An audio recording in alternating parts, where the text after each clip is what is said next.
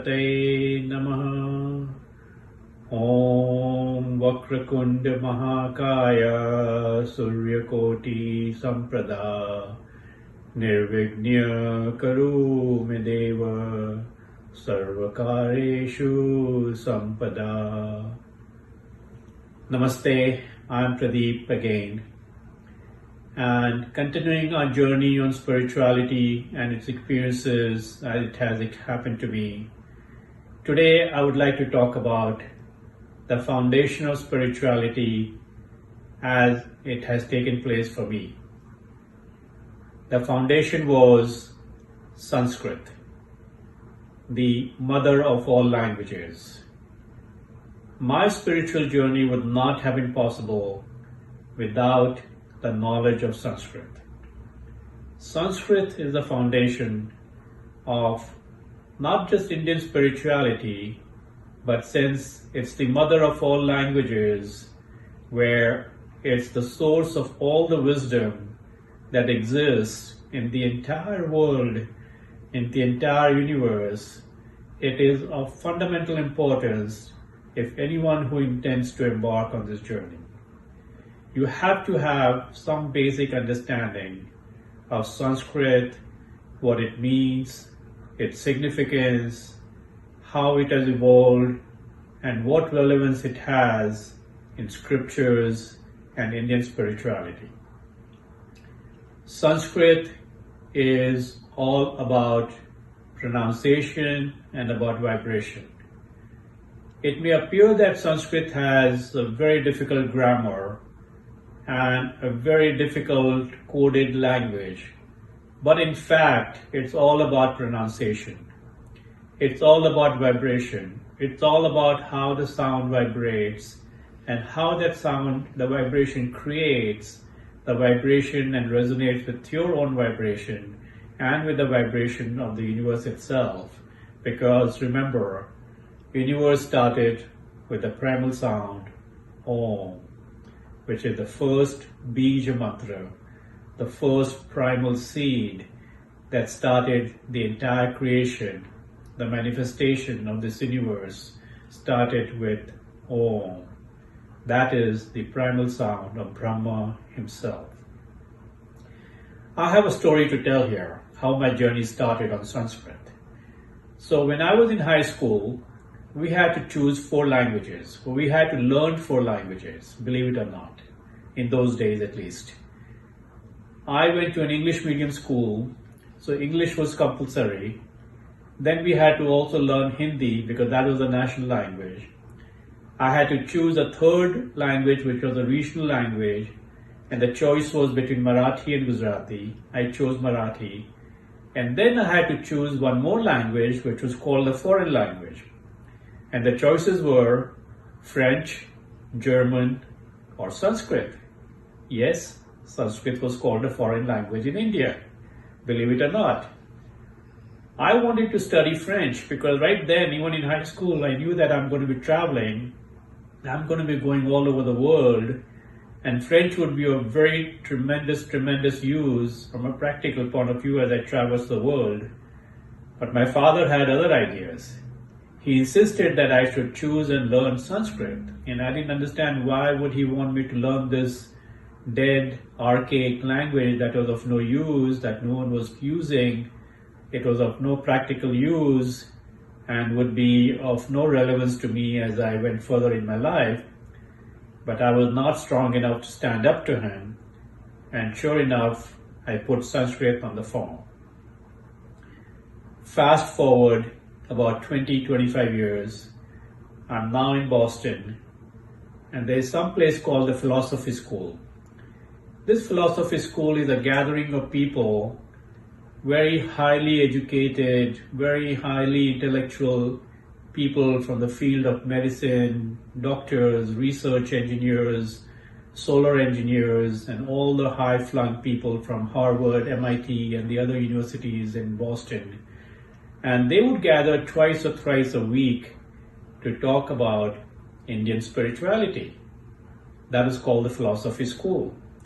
And when I learned about it, I decided to join in.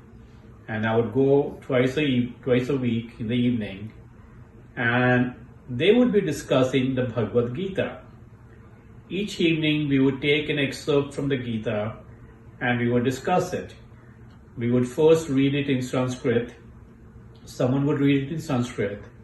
Someone would translate it into English, and then we would discuss it, the meaning and the relevance of that particular excerpt. As I started listening to that pronunciation, the reading in Sanskrit, and actually I was the only Indian in that gathering. They were all Americans in the gathering. I was the only one from India.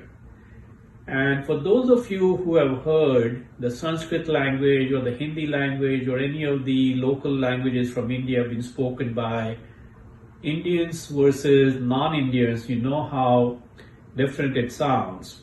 As I started traveling around the world to different countries, I started noticing that there were many words in different languages, in Romanian, in Serbian, especially in the Slavic languages, in Lithuanian, in Russian, that were very similar to Sanskrit. And it really intrigued me to understand how that could have happened. And I started doing some research. I started talking to people locally, some of the professors. For example, there was a Sanskrit scholar in Vilnius in Lithuania. I met someone from Germany in Berlin who are doing research on the significance of and the impact of Sanskrit on the local languages. And it was very clear after a while, it doesn't take a rocket scientist to realize that the Sanskrit was really and is the mother of all languages. Almost all the languages in the world could be traced back to Sanskrit as the origin. As the languages spread around the world, as people immigrated and migrated to different lands, they carried that knowledge of Sanskrit and the dialect, and of course it evolved in different ways in different parts of the world. But there's no doubt that the origin of these languages and the similarities were from Sanskrit, and therefore a lot of words have survived and they sound and seem very similar to Sanskrit. Not only that, as I particularly noticed in, like I said, in some of the Slavic countries, and especially in Romanian, in Serbian, that the people, the practices and some of the, when I go to the Orthodox churches, for example, some of the practices there, the mudras and some of the icons that I would see over there, had the origin in the Sanskrit, in the Indian scriptures, in the Indian philosophy. And there were a lot of similarities in the mudras and the hand gestures. And again, I did a lot of research. I met some priests, the Orthodox priests in Belgrade, and I attended a lot of different ceremonies, and there were so many similarities to how things were happening in the Indian culture over the years and how it migrated to the West in different ways, and so on, really. The most important part of Sanskrit, from my experience, my spiritual experience, is the chanting of mantras. Mantra is the connection with the universe, with the higher self itself. Chanting the mantra is the language of the gods. If you believe that there is a higher self, that there is a supreme self, that there is a supreme consciousness, there is someone up there, then the language, the way to connect with that higher self is through a mantra. There are hundreds and thousands of mantras of all kinds for different purposes that serve different purposes for specific reasons, for different benefits and so on. But they all have one purpose, which is to connect to that higher self. But a mantra has to be chanted and pronounced correctly. And that correct pronunciation and chanting of mantra, in my experience as I've traveled around the world, is something that is unique to the Indian ethos. And I have met hundreds and thousands of Westerners, people in different countries, particularly in Europe, in the US, and they have taken to the Indian culture, to the Indian philosophy, to the Indian teaching, to the scripture they read, but their pronunciation of the Sanskrit mantra is still not what it should be.